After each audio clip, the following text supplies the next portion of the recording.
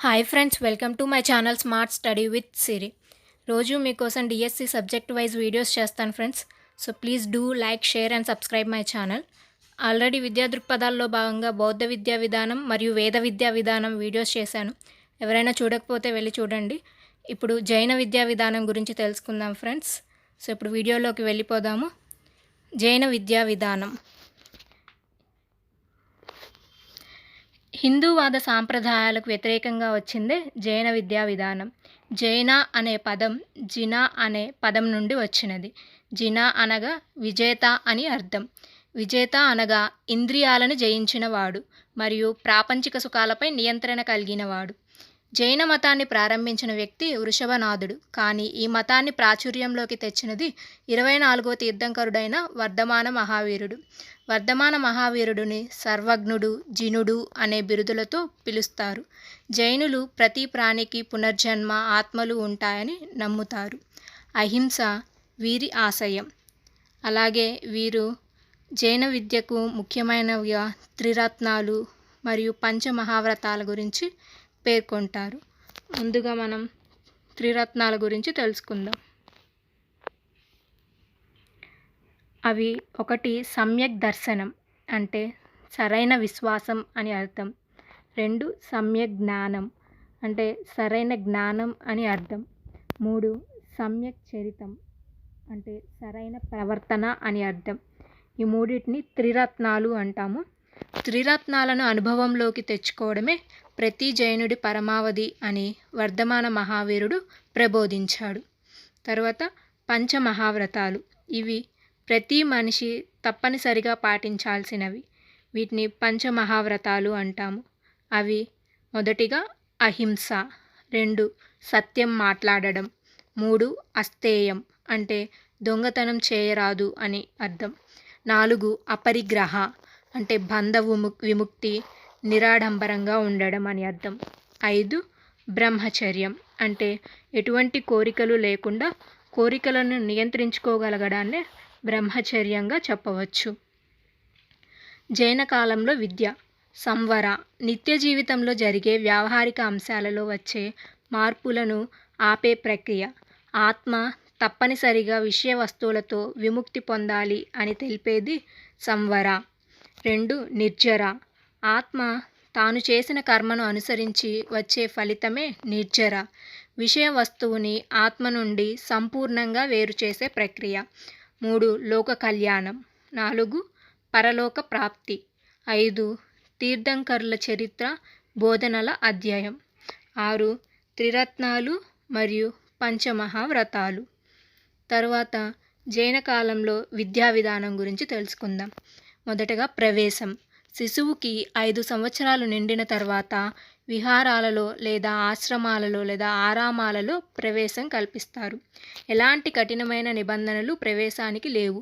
కేవలం తల్లిదండ్రుల అనుమతి తీసుకొని ఆశ్రమానికి వెళ్తే అర్హత, సామర్థ్యం ఆధారంగా ప్రవేశం కల్పిస్తారు. విద్యార్థి గురువే దైవంగా భావిస్తూ భిక్షాటన చేస్తూ ఆశ్రమాన్ని శుభ్రపరుస్తూ భోజన తయారీ లాంటి కృత్యాల్లో పాల్గొనాలి.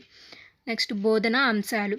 త్రియార్లు, వేదాలు, ఉపనిషత్తులు, దర్శనాలు, పురాణాలు, తీర్థంకరుల కథలు, సామాన్య, రసాయన, గణిత, వ్యాకరణ శాస్త్రాలు, తత్వశాస్త్రం, జ్యోతిష్యం, జాతకాలు, యోగా, సంగీతం, ఆయుర్వేదం, రాజనీతి శాస్త్రం వంటి వివిధ అంశాలు బోధించేవారు.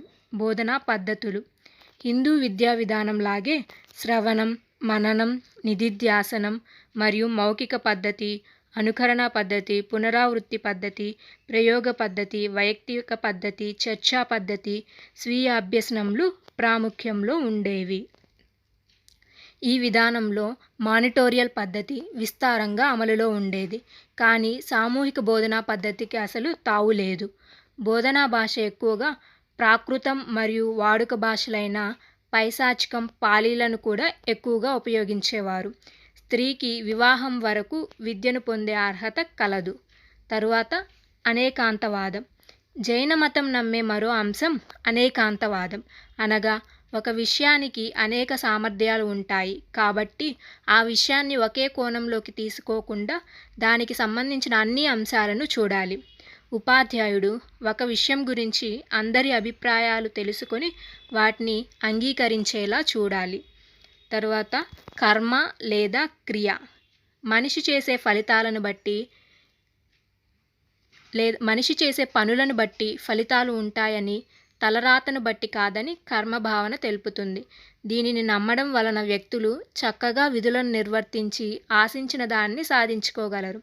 విద్యారంగంలో కూడా కర్మభావనను చొప్పించి వివిధ రకాల విద్యను అందించడం ద్వారా విద్యార్థులను వివిధ వృత్తుల్లో స్థిరపడేలా చేసి జీవితం సంతోషంగా గడిపేలా చేయవచ్చు.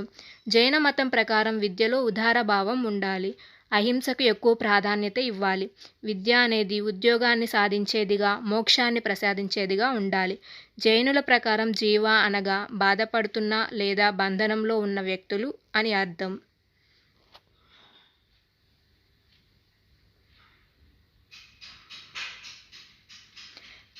జైన మతంలో గల ప్రధాన లోపాలు: 1. అతి క్రమశిక్షణ, అతిగా విలువలు తెలపడం, నాస్తికవాదాన్ని అనుసరించడం. ఇవి జైన మతంలోని ప్రధాన లోపాలు. నెక్స్ట్, ఉపాధ్యాయుని పాత్ర. ఈ పద్ధతిలో ఉపాధ్యాయుడి యొక్క ముఖ్య లక్ష్యం నిర్వాణం పొందడం అనగా విముక్తి లేదా మోక్షాన్ని పొందడం. విద్యాలయాల నిర్వహణ బాధ్యత ఆచార్యులదే.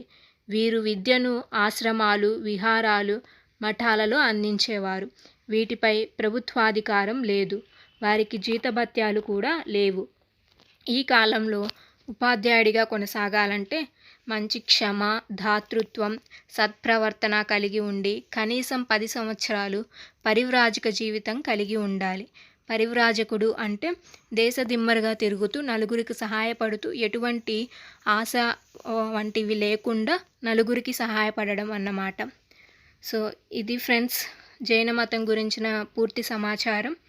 ప్రీవియస్ వీడియోస్ వేద విద్యా విధానం, బౌద్ధ విద్యా విధానం ఎవరైనా చూడకపోతే వెళ్ళి చూడండి. Thank you friends for watching my videos.